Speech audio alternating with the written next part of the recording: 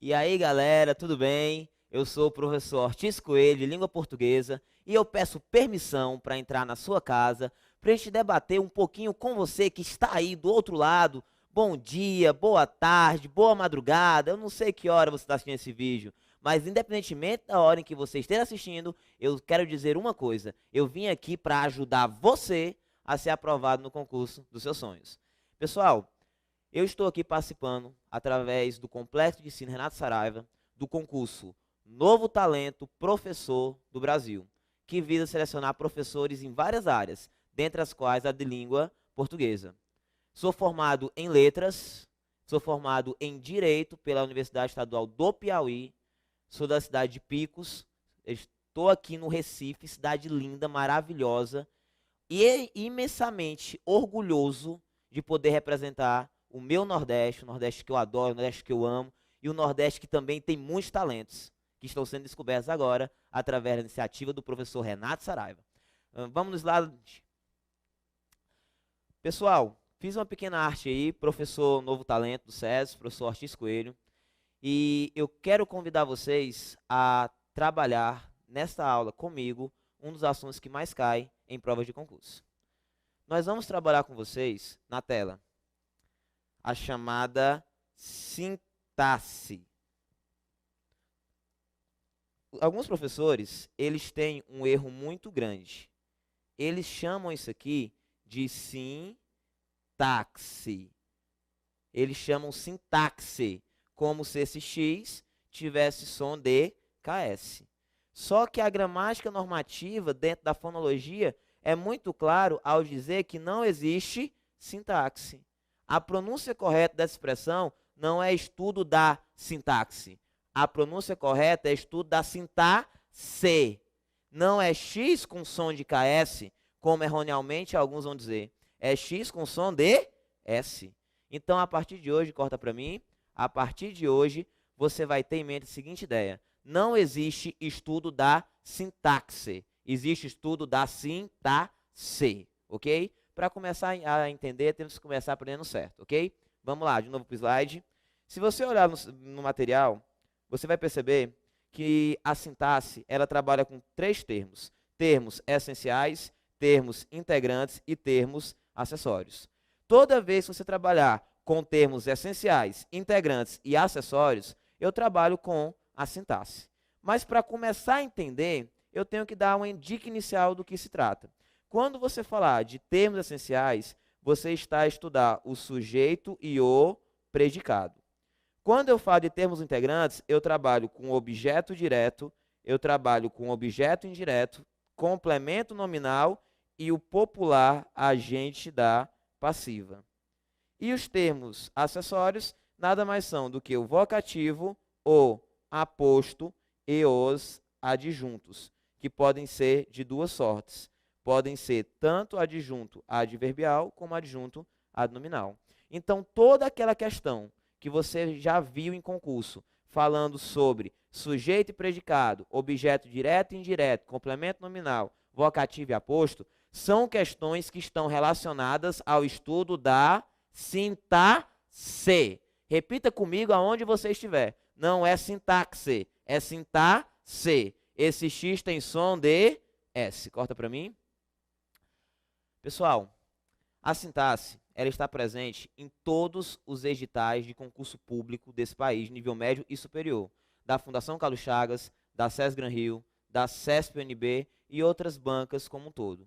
Existe uma tendência natural das bancas do Brasil, do que tange a concursos públicos, de cobrar este conteúdo que você estuda ele no 2º e 3º ano do ensino médio, ok? Mas o nosso objetivo aqui, pessoal, é diferente. Nós não vamos fazer igual no ensino médio. Nós também não vamos ensinar o jeito da faculdade. Você que está assistindo essa aula, você que escolheu o Complexo de Ensino Renato Saraiva, indiscutivelmente, o melhor curso online do país, você quer dicas, você quer bizu, você quer acertar a questão, Você quer seu nome na lista. E é isso que eu quero ajudar você hoje. Eu quero lhe ensinar como cai na prova. Eu quero lhe ensinar a acertar. E é esse o meu compromisso. Vamos lá? De novo na tela. Pessoal, depois dessa introdução, vou apagar aqui, a gente vai começar a falar um pouquinho sobre o sintaxe. O professor Mauro Ferreira, que é um dos maiores gramáticos hoje, em termos de produção literária para concursos também, ele traz o seguinte conceito. De sintaxe, o conjunto de relações de combinação, sublinhe isso no seu material, isso é importantíssimo, a palavra combinação, que se estabelecem entre as palavras e entre as orações que constituem um período. Volta para mim. Quando você trabalha essa questão do conceito, é interessante ter em mente o seguinte. Conceito de livro ficou para o ensino médio. O que é que o conceito do Mauro Ferreira quer lhe dizer? Eu vou lhe resumir para você em 3 palavras. Vamos no slide? Você vai entender a sintaxe como sendo, doutores, o seguinte estudo. É toda vez que você estuda as funções sintáticas. Aprende isso. Toda vez que cair na prova do seu concurso o nome sintaxe, ele quer que você estude as funções sintáticas. Ele quer que você estude as orações. Ele quer que você estude, doutores, a chamada concordância, a chamada regência e a chamada colocação pronominal. É isso que ele quer de você, doutores, que você estude isso. São os 3 termos chaves para você conseguir entender o que é sintaxe dentro de uma questão de concurso. Comigo, funções sintáticas, sujeito, predicado, objeto direto. Comigo, orações coordenadas e subordinadas. Comigo, concordância verbal e nominal, regência verbal e nominal, colocação dos pronomes. Corta para mim. Quando você trabalha com sintaxe, tem em mente 3 temas. Funções sintáticas, tem tema concordância e regência, colocação e orações. Toda vez que uma questão perguntar sintaxe, é isso que ela quer de você na nossa prova, ok? Vamos voltar para o slide. Dentro dessa combinação, pode aparecer na sua prova 3 tipos de situações. A situação de ordenação, a situação de dependência e a situação de quê? Concordância. É isso que pode ser cobrado. Imaginemos que você tem a situação de ordenação. Como assim ordenação? Coloque assim, pessoal, a sequência lógica do texto. Aprenda assim, a sequência lógica do texto. Toda vez que você trabalhar com a ideia de ordenação, é a sequência lógica do texto. Professor, como assim? Olhem para mim, cortem para mim. Imaginemos que você, em alguma das suas viagens do Brasil, acaba indo para uma região onde só tem índios. Índios realmente aculturados, que não conhecem bem o português. E ele vai falar com você, ele fala as palavras todas trocadas. Ele fala assim, você quer muito jantar. Como assim, você quer muito jantar? É mais ou menos igual alguns alemães vêm para o Brasil. Futebol, Brasil, Maracanã, gostar muito. Ou seja, essa ordem ilógica, essa organização de palavras que não levam a uma sequência lógica para você compreender de pronto a mensagem, são textos que não têm ordenação. Se não tem ordenação, são textos que pecam na sintaxe. Toda vez, pessoal, que a questão perguntar a vocês qual é a única alternativa em que o texto não está coerente de acordo com a construção, é quando ele pergunta um texto em que a ordenação, ou seja, a sequência lógica das palavras não está adequada. Vamos voltar para o exemplo? Vamos lá. Exemplo. Muito Recife de eu gosto. Muito Recife de eu gosto. Olha para mim. Se eu chegar a você, olha, muito de Recife eu gosto. Muito de Recife eu gosto. Tá doido? É doido a pessoa dessa. Que diabo esse cara tá dizendo? Tá doido? Fumou o quê? Bebeu o quê? Tá maconhado? Muito de Recife eu gosto. Ave Maria, vá de reto. Pessoal, o texto não tem sentido. Agora, olha para o slide. Imaginemos que ao invés de ser muito Recife de eu gosto, fosse assim, eu gosto muito de Recife, cidade maravilhosa, povo pernambucano que eu amo. Eu gosto muito de Recife. É a mesma frase, pessoal. As mesmas palavras. Mas a primeira, olhem para mim, você não tem uma coerência lógica. Muito Recife eu gosto. Não dá. Na segunda tem. Eu gosto muito de Recife. Pois essa sequência que leva à compreensão lógica daquilo que eu estou tentando repassar, eu enquanto remissor e você que está na sua casa enquanto receptor, é o que nós chamamos de ordenação da sintaxe. Ok? Volte para o slide. Primeiro tópico superado. Na prova do TRT de Minas Gerais, eles cobraram uma questão em que eles queriam que você marcasse a única alternativa em que havia coerência. E se você fosse lendo as alternativas da questão, você ia ver que na maioria, ou seja, em 4 a 5, não havia essa sequência lógica. Então é uma questão de ordenação. Ok? Volta para mim. Aí o aluno pega e diz, professor, essa interpretação, mentira sua. Você não sabe o que é gramática, chama tudo de interpretação. Isso é uma questão de sintaxe. Uma questão que o aluno SES ia fazer sorrindo, ia fazer dando risada. Volta para o slide, vamos lá. Segundo tópico, dependência. Pessoal, a dependência diz respeito aos chamados verbos ou expressões, coloque aí, ou expressões nominais, isso aqui é importante, incompletas. Verbos ou expressão nominais incompletas. Corta para mim. Existe na nossa vida aquelas coisas que são completas. Por exemplo, o amor de mãe já é completo. Uma aprovação no concurso já é completo. SES já é sinônimo de sucesso. Mas existem também situações em que nós precisamos de alguém para estar conosco. Seja um amigo, uma namorada, um ombro amigo, enfim. Situações em que nós precisamos de alguém que complete o que nós somos. No português, também é assim. Existem expressões que na hora que eu as falo, já está completo o sentido. Por exemplo, quem morre, só morre. Quem sorri, só sorri. Quem cai, só cai. Eu não morro algo, eu não sorrio algo, eu não caio algo. São expressões que nós chamamos de verbos intransitivos. Já em contrapartida, tem expressões que não. Tem expressões que precisam de algo para que tenha sentido. Por exemplo, volto para o slide, vamos lá. Eu sei. Por toda a minha vida eu vou. Ora mais. Quando eu digo eu sei, eu sei, eu sei. Olhem para mim. Galera, eu sei. Eu digo que eu sei. Mas você não consegue saber exatamente o que eu sei. Não sabe se eu sei o conteúdo. Não sabe se eu sei as datas. Não sabe se eu sei chegar no meu hotel. Quando eu digo eu sei, não tem como você saber de cara o que é que eu sei. É uma expressão que faltou o quê? Pedaço. Eu preciso de algo que complemente. Olha de baixo, vamos lá no slide. Eu sei que vou te amar. O que é que eu sei, pessoal? Que vou o quê? Te amar. Você que está em casa, quando eu digo eu sei que vou te amar, esse que vou te amar está completando o sentido de quem? De eu sei. Logo, essa expressão que vou te amar, ela só existe com a única e exclusiva finalidade de completar o sentido do verbo ser. Por na frente. Eu sei que vou te amar. Por toda a minha vida eu vou. Eu vou o quê? Eu vou para Recife? Eu vou para Brasília? Eu vou para a terceira fase? Eu vou para onde? Eu vou o quê, pessoal? Eu vou o quê? Te amar. Fale comigo, você que está em casa. Eu vou te amar. Esse te amar, ele está completando o sentido do verbo quê? Ir.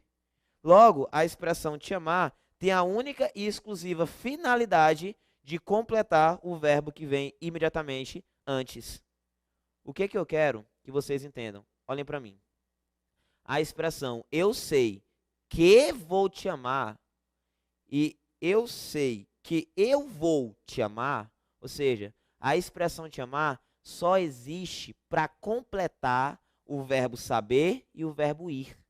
São expressões que, se eu falasse num contexto isolado, não teriam sentido, porque elas dependem do verbo que vem o quê? Antes. Toda vez que eu tenho uma relação em que um complemento depende de um verbo, Toda vez que eu preciso complementar o sentido de uma expressão, essa expressão que complementa é uma relação de dependência. Ok? Então, volte para o slide. Vamos lá. Vamos bisurar, vamos bisurar. A sintaxe é aquilo que estuda as funções sintáticas, estuda as orações, estuda a concordância, regência e colocação. O que são as combinações, professor? Ordenação, sequência lógica, dependência, verbos e expressões nominais incompletas. Copie no seu material e vamos à terceira. A concordância. Pessoal, a concordância, ela diz respeito à relação que se estabelece num texto entre um sujeito e o seu quê? Verbo. Não existe uma prova da Fundação Carlos Chagas feita nos últimos 7 anos que não cobrou o conteúdo de concordância. Olha a situação. A gente vamos passar. Ora mais. Quem é que vai passar? A gente. A gente é o meu o quê? Sujeito. Vamos é o meu o quê? Vamos, galera, vamos lá. É o meu o quê? Verbo. Você está na sua casa. Olhe para mim e aprenda o seguinte. Sujeito no singular, verbo no singular. Sujeito no plural, verbo aonde? Plural. Ok? Volte para o slide. Quando você pega a gente vamos passar, tá nítido que tem um erro. Porque a gente é um termo que está ocorrendo no singular e vamos é um termo que está aonde você que está em casa? No plural. Quando eu digo a gente vamos passar, existe uma nítida falha na concordância verbal. Professor, por que tem o nome SIC? SIC, para quem não conhece, olha para mim. SIC é um termo usado em textos jornalísticos quando existe uma expressão que foi escrita errada.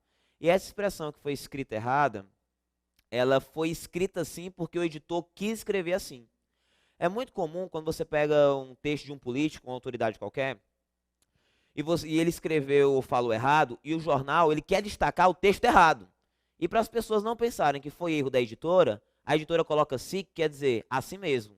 Ou seja, é um texto que está errado, que eu sei que está errado, mas eu escrevi errado para destacar o erro de quem o produziu. Então, volte para o slide, vamos lá. Quando eu falo a gente vamos passar, eu tenho um erro típico de concordância, ok? Professor, e essa concordância, como é que a gente pode resolver ela? A gente pode resolver da seguinte forma. Imaginemos que ao invés de a gente vamos passar, tivesse assim, a gente vai passar, vamos lá, a gente vai passar, ou nós vamos o quê? Passar. Porque quando eu falo a gente vai passar, eu coloco um verbo no singular, o sujeito no singular, o que leva o verbo ao singular. E quando eu coloco nós vamos passar, eu tenho o sujeito na primeira pessoa do plural, que coloca o verbo na primeira pessoa do plural. Então, esse texto, a gente vamos passar, está equivocado em termos de português. O correto seria, a gente vai passar ou nós vamos o quê? Passar. Pois as questões que também trabalham com concordância são questões que estão afetas ao conteúdo da sintaxe. Não fale sintaxe, é sintaxe. Toda vez que uma questão falar sobre ordenação, dependência e concordância, ela fala sobre sintaxe. Corta para mim. Ok? Estamos bem? Podemos confiar? Bota na sua cabeça. O que é sintaxe? É o que estuda as funções sintáticas. É o que estuda as orações. É o que estuda a concordância, a colocação e a regência. Outro ponto interessante. A sintaxe, ela estuda a ordem lógica das palavras. Ela estuda a dependência entre as palavras. E ela estuda a concordância por último. Ok? Essa é a nossa introdução. E é como se fosse a pedra angular. Se você entendeu isso, você está 90% mais próximo de você conseguir a sua aprovação. Porque não é apenas as exceções que vão lhe aprovar, mas entender também a base é fundamental para você chegar lá. E a gente vai chegar lá com bizus, eu prometo. Vamos lá? Seguinte, voltando para o material. Vamos para outra parte. Para poder você entender a ideia de sintaxe, eu tenho que entender a ideia de frase, a ideia de oração, e ainda existe um outro conceito. Ainda existe o conceito de período, que a gente vai ver na frente. Para começar, eu quero que vocês entendam que frase é completamente diferente de oração. São expressões que se diferenciam, tá bom? Quando você trabalhar com a ideia de frase e oração são os conceitos mais fundamentais que nós temos, mas são os conceitos também totalmente diferentes. Você vai dizer que está diante de uma frase quando tiver qualquer enunciado que possua sentido completo. Corta para mim. Meu amigo, é qualquer enunciado. É qualquer coisa que eu falar, que eu escrever, que eu cantar, que eu bramar, que sair da ponta da minha caneta ou sair da minha boca, que tenha sentido completo, é uma o quê? Frase. Frase não é o que é grande. Frase não é o que é pequeno. Frase não é o que é bom. Frase não é o que é ruim. Conceição? Frase é tudo o que tiver sentido completo. Tudo aquilo que eu falar, gritar, bramar, escrever, profetizar, que sair da minha caneta ou da minha boca, que tenha sentido completo, é uma frase. Vamos para o slide? Quando eu digo homem consciente, tem sentido, é uma frase. Programa legal, tem sentido, é outra frase. Oba, fui aprovado no Banco do Brasil.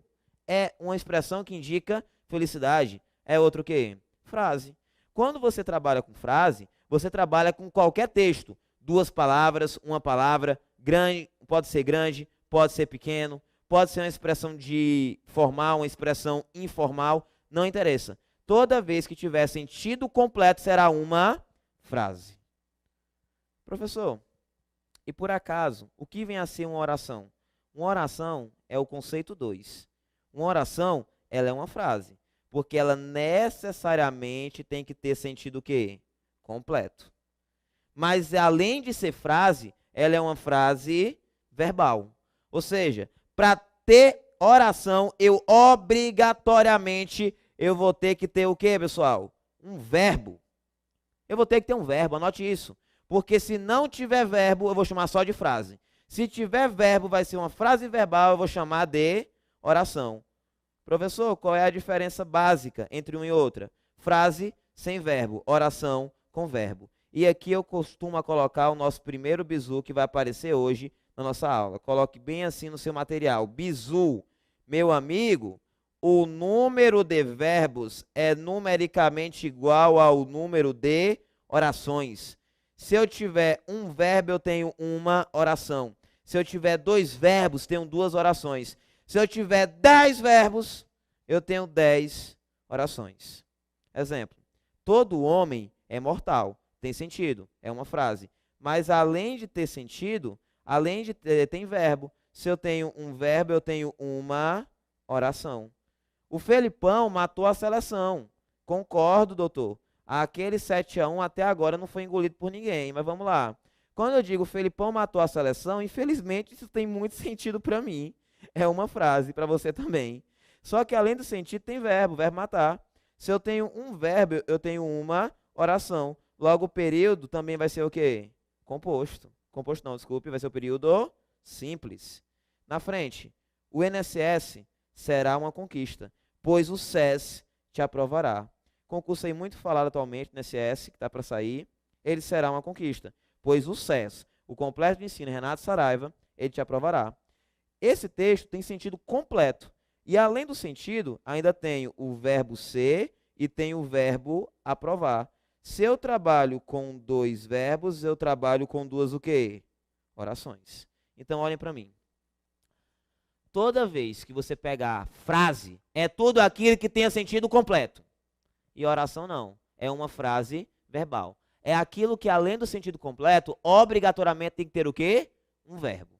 Então, quando eu falo bom dia, é frase. Sucesso, é frase. Parabéns, é frase. Mas se eu falar assim, desejo um bom dia, tenha sucesso, receba meus parabéns, tem verbos. Se eu trabalho com verbos, não estou diante de frases, estou diante de quê? Orações. E nunca se esqueça, o número de verbos é igual ao número de orações, ok? Eu tenho aqui um exemplo para você, volta para o slide. Professor, e a palavra porra? Como é que fica? Essa palavra muito comum aqui no Nordeste, comum lá no meu Piauí, comum em todo o país, eu suponho. A palavra porra, o que ela é mesmo? Como diz o nordestino, que diabo é a palavra porra? A palavra porra, ela se encaixa no português em quê? Galera, A palavra porra, ela é uma frase. Professor, mas ela é algo ruim? A palavra porra é um xingamento? Olhem para mim. Galera, nunca foi. E eu lhe provo. Volte para o slide.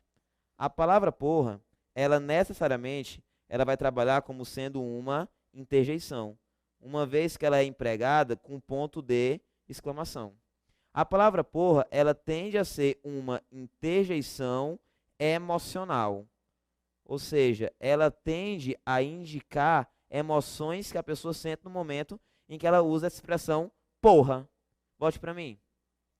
Imaginemos que você está andando na sua cidade e o calçamento é altamente irregular. Você acabou de sair de férias, está muito feliz, bota aquela bermuda, aquele chinelão havaiana que você comprou na feira, branco, a cabeça do teu dedo chega a estar branca de tanto usar sapato e você está indo rumo à praia. E você está lá, muito feliz, aqui em Recife, olhando para o vento, olhando para cima, conversando, quando de repente você anda e dá uma topada. Para quem não sabe, topada é enganchar o pé numa pedra de calçamento, que é a diferença do normal para o que ela tá, isso aqui, que corta até carne, se você pensar.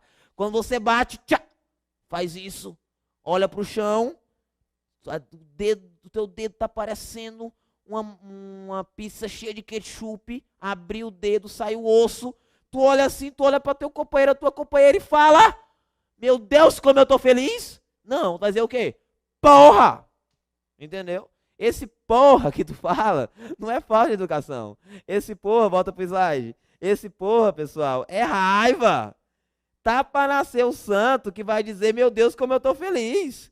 Diz como eu tô feliz é de nada, como diz aqui, volta pra mim. Diz como eu tô feliz é uma porra, diga nada, eu vou xingar. Por quê? Porque é uma emoção. Agora imaginemos outro exemplo. Você estudou pra caramba pro concurso do Banco do Brasil, que saiu edital agora, a gente vai aprovar de novo. O Banco do Brasil estudou, madrugada, comprou material, não perdeu uma aula do professor Ortiz de português, arrebentou na prova, aí você fez a prova consciente, viu o gabarito, ainda ficou nervoso, sai o resultado. Você vai no seu computador para abrir o resultado e parece que naquele momento todo mundo está acessando e você não consegue abrir. 99% erro. 99,9% erro de novo. Aí abre. Aí vem a cidadezinha tudinha do país. Aí, lá no final, na última página, aparece a sua. Aí você caça lá seu cargo, e você vai caçando. Quando de repente, você olha seu nome. Fulano de tal, não sei das quantas. Aprovado. Você levanta e grita, passei nessa porra! Esse porra, pessoal, volte pro slide. Ele não é raiva. Ele é alegria / euforia. Aprenda isso. Esse porra é alegria / euforia. Imagine você também, olhem pra mim, que aquele jogador de futebol que fez o gol na final da Copa do Mundo, o Guts. Ele saiu gritando em alemão, porra! Em alemão. Por quê? Porque ele ficou muito feliz.